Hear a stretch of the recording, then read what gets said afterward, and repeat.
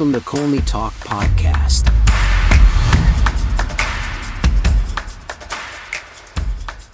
Hello everyone, hope you're doing well. Welcome back to another episode of Colney Talk Podcast, a bite-sized show. I'm your host, Alex. First-time guest, happy to have you here. And to my returning listeners, really glad you're joining me. On this bite-sized show, I talk a bit about the Arsenal game and then pick out my top 3 Arsenal players who I think were great in the game and one player I consider the odd one who just had a poor game or not good enough, who just needs to be called out. What a heartbreak. What a big heartbreak. I have the feeling of a crushing loss, just like you guys, simply because of the other results we had in the league leading up to this game. Arsenal had to do the job today, but it just wasn't our day. Zinchenko and Trossard in this lineup for this game felt like we just needed to take care of business. Playing against Villa is weird to me in the sense that with the quality, some days they get trounced so horribly, other times they are a big threat. Well, today we got the latter. Saka, as the game started, looked the threatening player, as always, by way of Odegaard playing on a world-class level. It was impossible to see that any other way. He played Saka on to connect with Jesus and Havertz in the box. In terms of fluidity, the boys were playing comfortably. And as you know, it's very hard to associate Villa with some level of pressing or defending, but they do defend in certain pockets, making things really tough.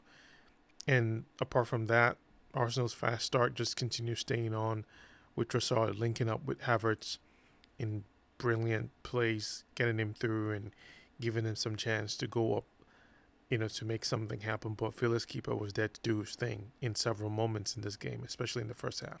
We had a similar play on the left from a cross from Zinchenko, but no one to connect.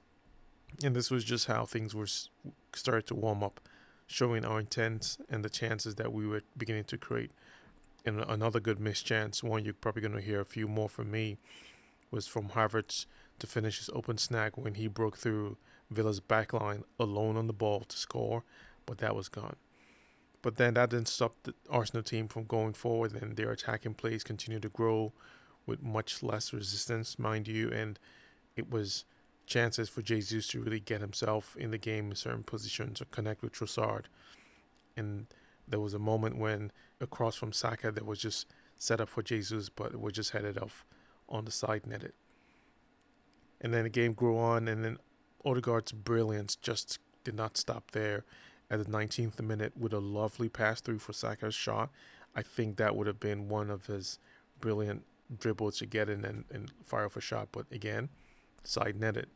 So it just felt like the angles that Villa had to really maintain was just those side netted positions that usually is one of those tough shots or scores to make, and wasn't a problem for Jesus or Saka to take advantage of.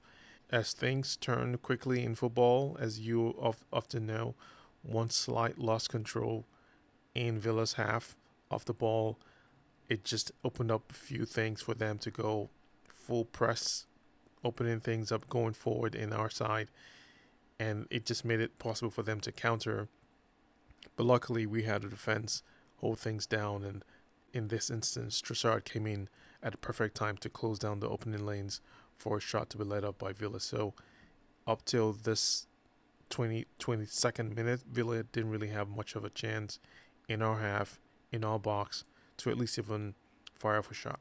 But that didn't end either, because the momentum just felt like that was their build-up, and there were a few plays that they tried to recycle to make something happen. And in a similar Villa fashion, it just didn't seem like that was very strong enough for them.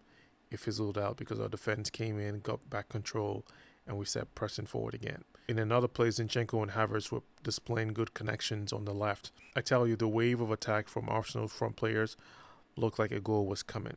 It felt like that knock was there bang on, and this was now waiting for that breakthrough. Granted, Villa blocked and defended as much as they could, but not effectively against the attack and the waves at which it had come by. And the passes from Jesus, Odegaard, and Saka were cutting up the defense, even as the crowd was just in on it, really pushing them through to really make something happen. So by that, we were just waiting for that goal to come about. But in another instant, Kai Havertz knew the assignment as soon as he saw Odegaard receive the ball in the middle of the field, making another run that just opened things up for him to really run through and score. Unfortunately, Villa's last man, he scrambled really hard to bump Havertz off the ball, closing out that chance. And these are at least about 6 good chances, not half a chance, good chances that really would have put us 1-0 up, close chances that would have had a good rebound for the players to at least step up the attacking levels and know which particular areas that they're really going to stay on. And the boys were not slowing down because it just kept coming fast and hard in different attacking plans. Whenever they gained possession from the middle of the field and in and around Villa's third, they knew that they had to cook something up, and they were going up one level in combination passes, trying to create things as the game was looking more in their favor and advantage to get in the score. But we just didn't really get enough of an effective shot on goal just yet. That just kept ending up with shots, clearances, blocks. So again, nothing new here with Arsenal, and we just had to continue keeping on with the rhythm.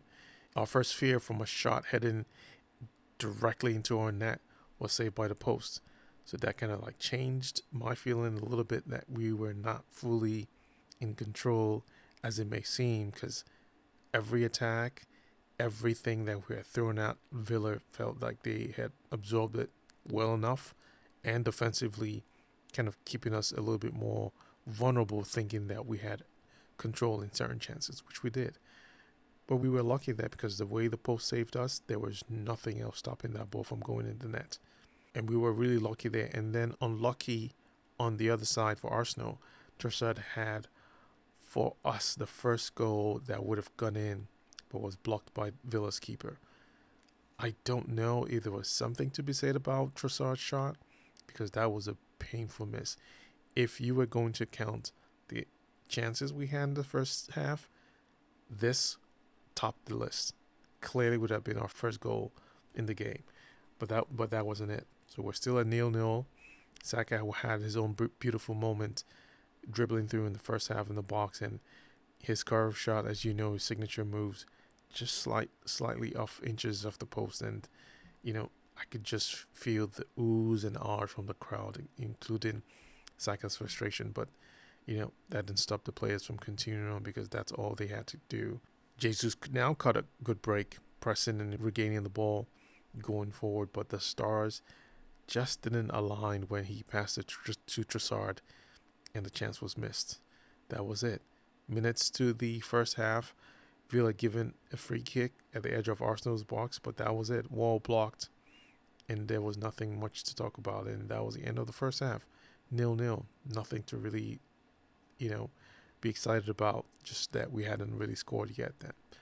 Second half, I didn't think Arsenal would have the same level of intensity, but to stay in front with more chances, that was something that was definitely going to be given, because you can imagine what Arteta would have said to the boys, knowing this team they were playing against and how these chances can come back and really sort of hurt us. Well, I guess somehow that really came through. But as the game was going on in the second half, it just felt like two shades of a team.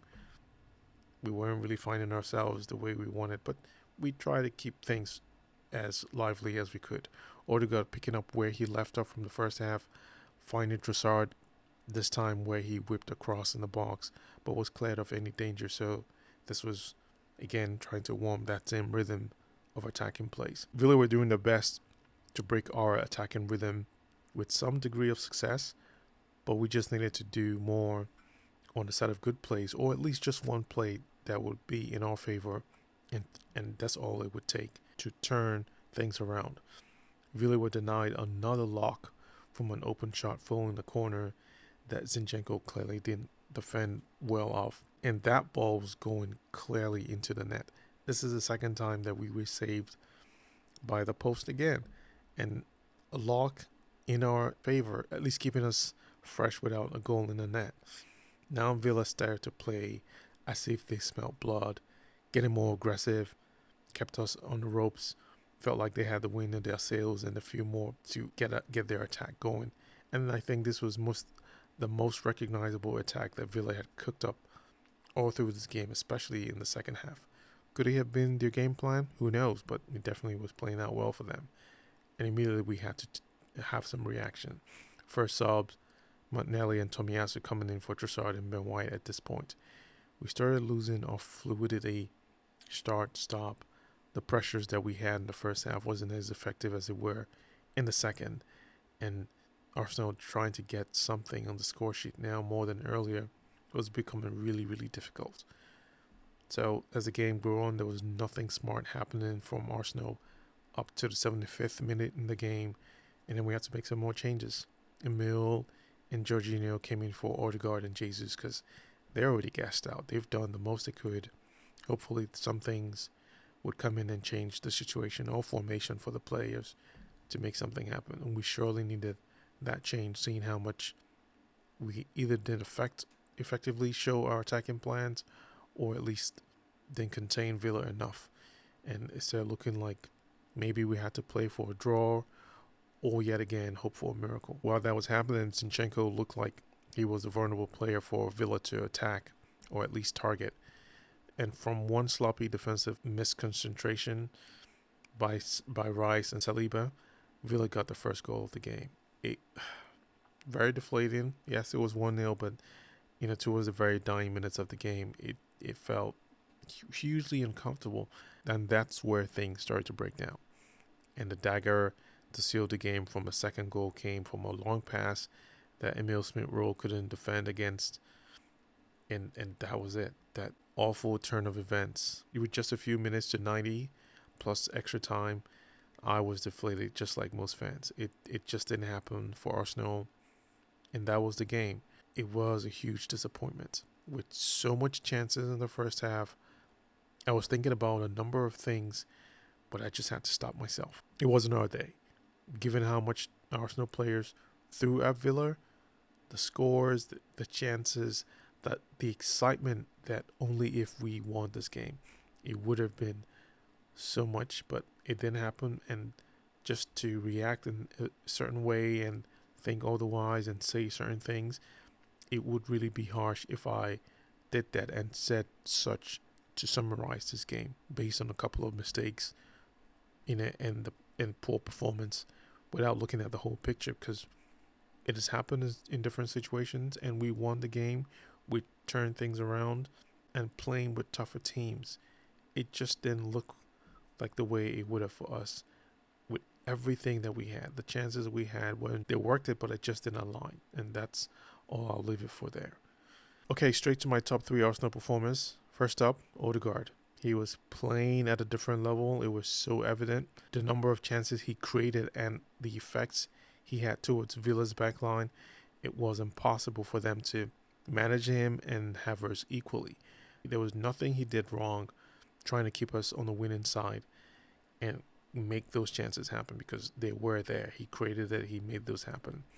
It was an incredible game from Odegaard. Second player, Ben White. He defended Villa's Zanello really well and helped keep Saka in the good to go forward and attack in several moments and doing something without a lot more defensive help on his side. So that was good. Defensively, it was quiet on the right, which says a lot and is really a positive for Arsenal, and that's credit to Ben White. Third and final player, as you would expect, Saka. He brought a lot to this game. His shots and crosses were impactful enough for a goal. Those chances did come. Those crosses did come through. It just didn't connect with the other players. There's nothing more you can ask for there. And his individual players as well were not far off the mark. While certain things weren't clicking, one fortunate play, perhaps Trossard's biggest chance, would have made things a bit different. But that's just only if. Having watched back this game, I had a bit more disappointments than very poor performance for someone being the odd one. With that, I was disappointed really in Jesus' outing. He played his game. I thought it would be a bit more chaotic and having to just disrupt that line as much as we know he can. I mean, give Villa credit. They had some of their defenders that were physical enough to manage that and handle him well. And Havertz, with all the beautiful breakaway runs that he does effectively and in a way that he couldn't be stopped, his finishing skills just ruined him. It killed him and the momentum that we had for our chances. So those are just the two main things that I will call out if it were in terms of disappointing moments for Arsenal. Folks, it's our first loss of the year in the Premier League. Really hard to believe that. I don't need to run off stats or logic just to satisfy you. It's simply not our day. I mean, luck helped us to an extent until it didn't.